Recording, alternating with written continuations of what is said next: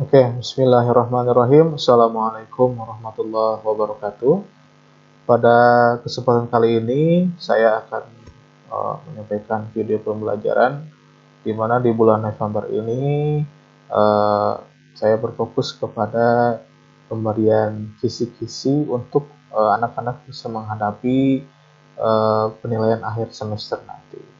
Ini yang saya lakukan adalah di Sosiologi kelas 12. Di kisi-kisi ini, di semester 1 kelas 12 Sosiologi ini, ada 3 pembahasan utama yang akan saya sampaikan, dan itu menjadi acuan utama untuk ujian nanti.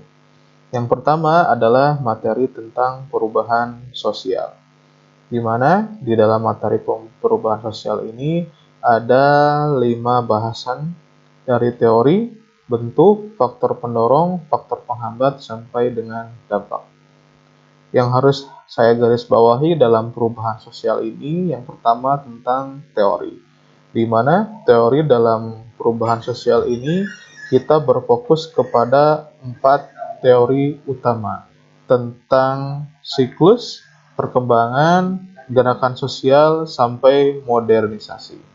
Yang kedua, tentang bentuk, di mana bentuk dari perubahan sosial yang kita pahami di sini adalah tentang 3 bentuk utamanya, dari segi waktu, dari segi pengaruh, dan dari segi perencanaan. Karena perubahan sosial ini ada yang perubahan cepat dan perubahan lambat, ada perubahan secara kecil dan skala besar, dan ada perubahan yang direncanakan serta perubahan yang tidak direncanakan. Selanjutnya, tentang faktor pendorong dan faktor penghambat. Kita harus bisa cermat membedakan 2 faktor pendorong dan 2 faktor penghambat ini. Bagaimana faktor pendorong ini adalah faktor positif dari perubahan sosial, dan faktor penghambat ini adalah hal-hal yang bisa menghambat sehingga perubahan sosial ini tidak terwujud. Dan ada banyak sekali faktor pendorong dan faktor penghambat. Silahkan anak-anak bisa membacanya di buku masing-masing. Selanjutnya tentang dampak perubahan sosial. Dampak di sini adalah bagaimana perubahan sosial ini bisa secara langsung mempengaruhi dalam setiap kehidupan masyarakat.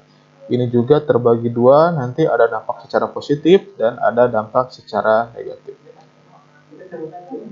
Yang kedua, pembahasan dalam kelas 12 sosiologi ini adalah tentang materi globalisasi. Ada 4 bahasan utama, yaitu tentang teori, karakteristik, dan faktor pendorong.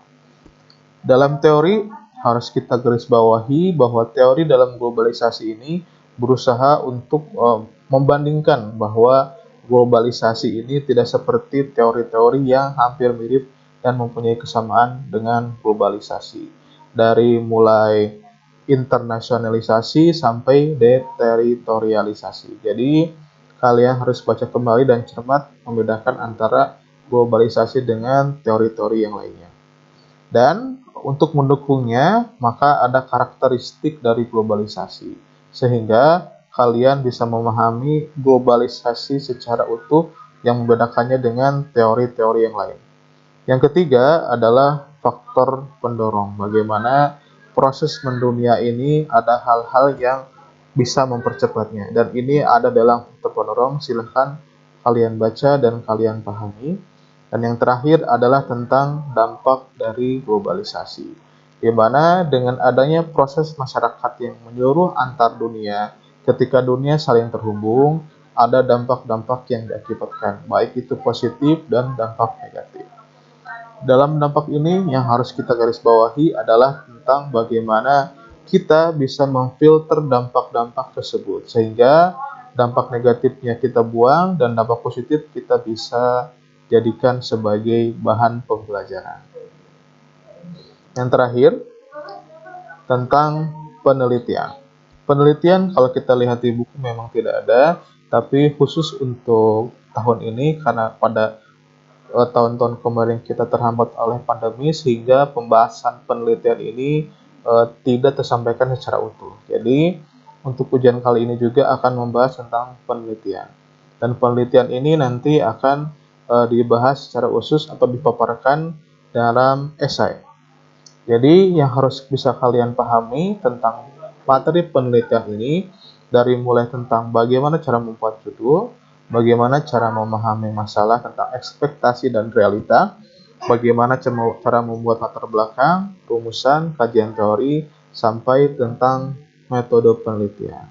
Dari mulai membedakan antara penelitian kualitatif dengan penelitian kuantitatif, sampai dengan bagaimana cara untuk menemukan data dari wawancara, observasi, dan segala macamnya, sampai menganalisis data.